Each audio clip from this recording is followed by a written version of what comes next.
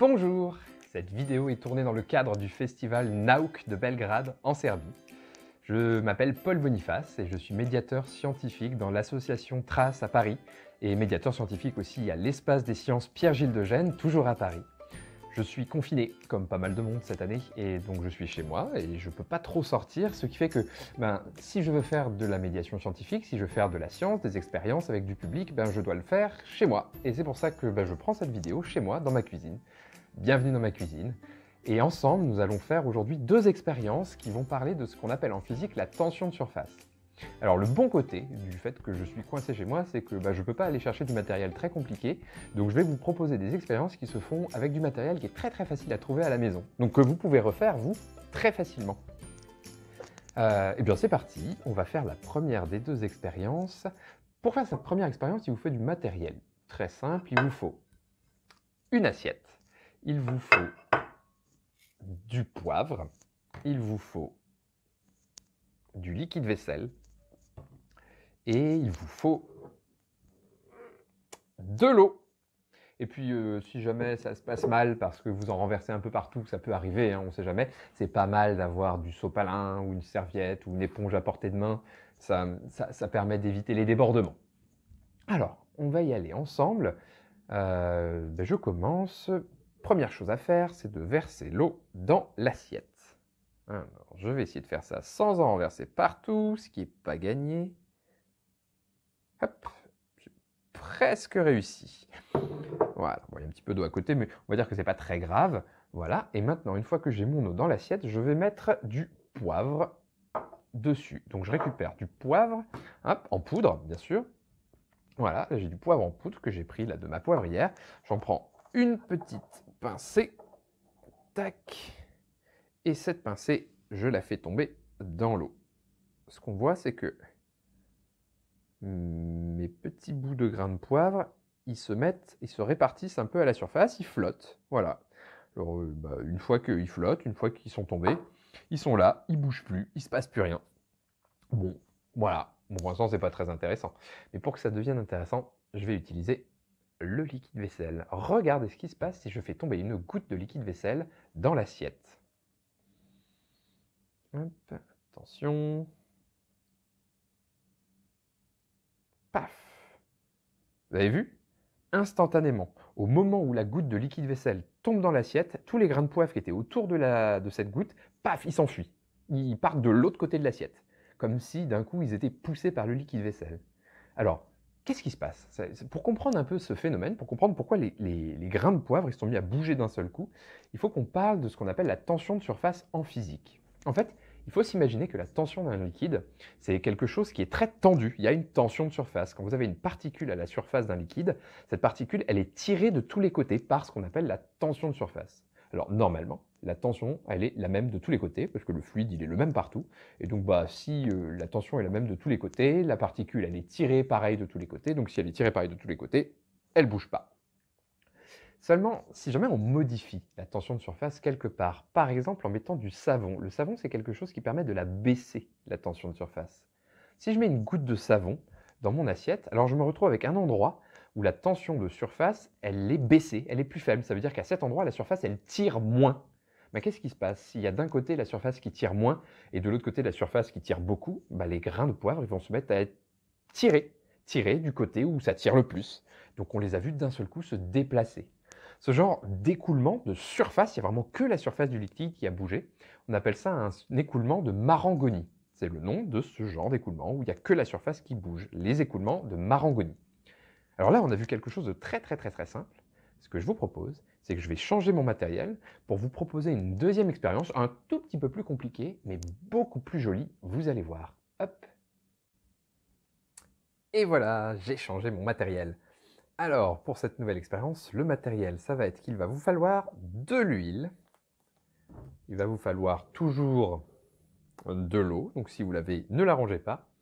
Il va vous falloir de l'éthanol. Donc là, j'ai pris de l'alcool à 90 degrés. C'est important que ce soit vraiment de l'éthanol, de l'alcool qui est concentré. S'il est à moins que 90 degrés, si vous prenez de l'alcool à 70 degrés, ça ne va pas être assez, ça ne va pas bien marcher. Prenez de l'alcool ménager ou de l'alcool à brûler à 90 degrés, ça marche très bien. Il va vous falloir la même petite assiette que tout à l'heure, vous pouvez la laver et la réutiliser. Il va vous falloir du colorant alimentaire, là je l'ai pris en rouge, hein, mais vous pouvez le prendre d'une autre couleur, peu importe. Il va vous falloir, oh là bah oui c'est important, à nouveau il va falloir prendre du sopalin ou une assiette ou une serviette ou une éponge ou n'importe quoi pour nettoyer, parce que cette fois-ci c'est pas que de l'eau que vous risquez de renverser, ça peut être de l'huile ou de l'alcool, c'est quand même un peu plus embêtant.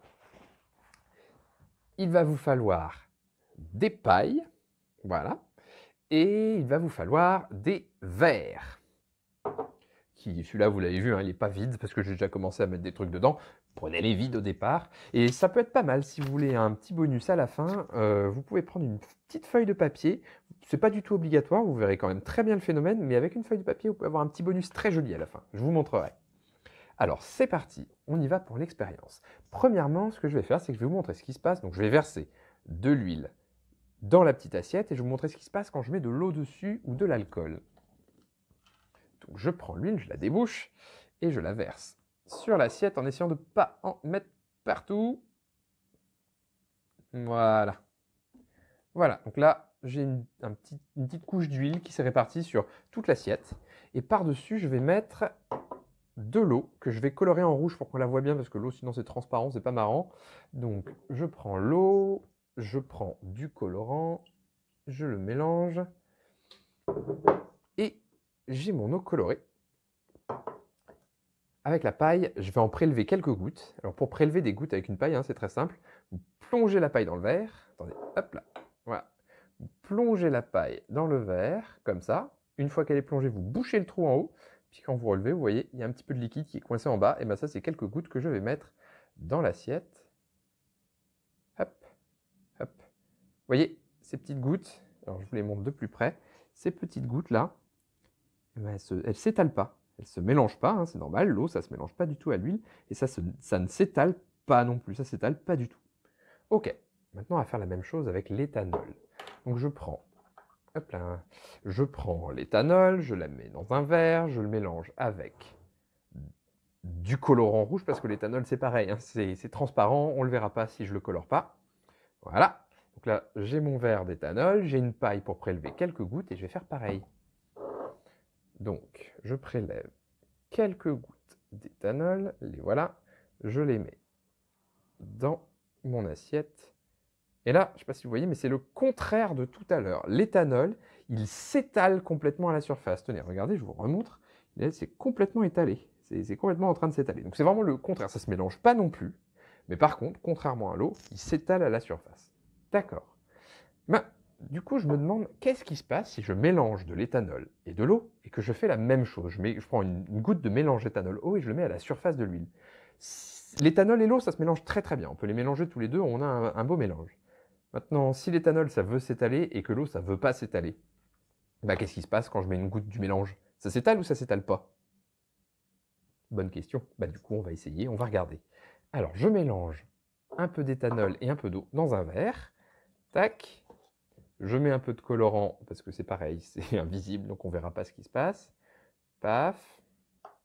Voilà. Et là, j'ai mon mélange qui est tout prêt. Je vais faire une autre assiette. Voilà. Donc je reprends une assiette. Je mets de l'huile dedans. Voilà. Et je vais prendre une goutte de mon mélange au éthanol. Donc mon mélange, il est là. Je prends une goutte. Tac. Et je la fais tomber ici. Et on va voir ce qui se passe. Tac. Alors, est-ce que ça s'étale ou est-ce que ça s'étale pas? Regardez ce qui se passe. Ça s'étale au début et petit à petit, on voit apparaître autour de la goutte qui s'étale des petites fragmentations, des toutes petites gouttes. Plus on attend, mieux on va les voir. Vous allez voir, c'est vraiment très joli. Voilà, là on les voit bien. Il y a plein de petites gouttes. Donc il y a une grosse goutte au milieu qui se fragmente en plein de petits morceaux sur les côtés. Alors qu'est-ce qui se passe? Il se passe qu'au milieu, j'ai un mélange eau-éthanol. Donc ça veut dire que à la fois l'eau, elle veut pas s'étaler, l'éthanol veut s'étaler. Il se passe que dans mon mélange, j'ai mis quand même un peu plus d'éthanol, donc la goutte, elle s'étale. Mais l'éthanol, il s'évapore. D'ailleurs, je le sens, hein, ça sent très fort l'éthanol, parce que l'éthanol, il s'évapore. Et comme l'éthanol, il s'évapore, eh bien, il s'évapore notamment surtout sur les côtés de la goutte. Sur les côtés de la goutte, il y a de moins en moins d'éthanol, et à un moment, il y en a tellement peu que il n'y a plus que de l'eau. Et comme il n'y a plus que de l'eau, les gouttes, elles ne s'étalent plus. Donc ça se fragmente en plein de petites gouttes qui ne veulent pas s'étaler. Voilà.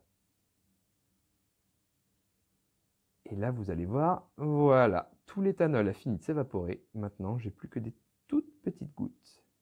Et si je veux, je peux prendre la feuille de papier de tout à l'heure et la poser là-dessus et récupérer le dessin. Voilà. Vous voyez? J'ai un beau dessin maintenant. Alors je vais l'en tirer tout à l'heure parce que là il est dans l'huile, il est très gras. Mais on peut le sortir, l'éponger. Vous avez un dessin qui a été fait complètement naturellement par le phénomène. Alors qu'est-ce qui s'est passé? J'ai mis ma goutte de mélange eau-éthanol dans l'huile. Comme c'était un mélange, mais qu'il y avait surtout de l'éthanol, l'éthanol il a gagné au départ et il a fait que la goutte s'est étalée. Sauf que l'éthanol, il s'évapore, et plus il est proche des bords, moins il y en a.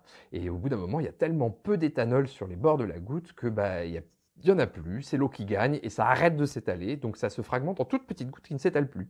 Ce que vous avez pu voir aussi tout à l'heure, si vous revenez avant dans la vidéo, vous verrez, les gouttes, elles sont comme éjectées à l'extérieur de la grosse goutte principale. C'est vraiment comme s'il y avait à la surface, ça crachait des gouttes. Ça, c'est à cause de l'effet qu'on a vu tout à l'heure, l'effet Marangoni.